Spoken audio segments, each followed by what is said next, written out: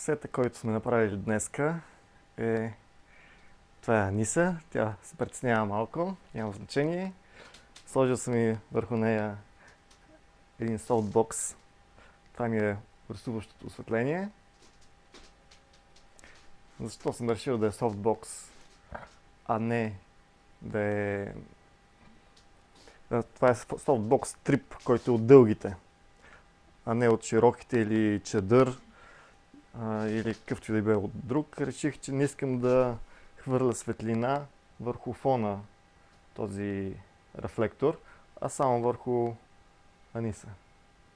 Също така, тук сложих един отражател, който да връща малко от светлината, която генерира бокчето.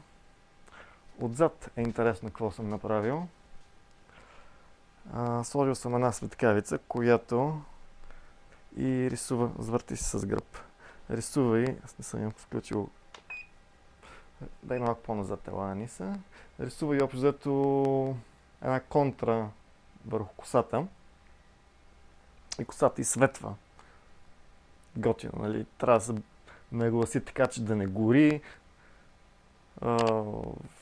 Регулираш светкавицата, не гласаш косата. Сложил съм я върху един статив, т.е. ако я снимам в цял ръст, ще хвана краката на статива, но аз правя снимки горе-долу от тук нагоре.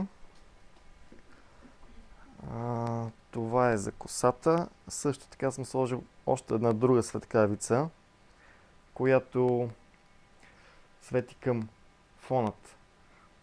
Тази осветява фонът. Прави едно кръгче. Фонът ми е плат с гънките и седи готино, защото не е просто един черен картон, а с плата, като го светна с това кръгче, което потъмнява, нали, в краищата.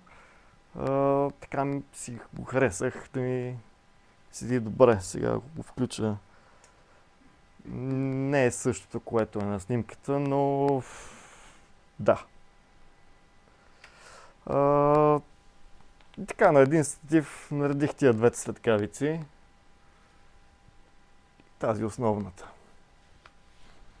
Това е от нас. Чао! Чао!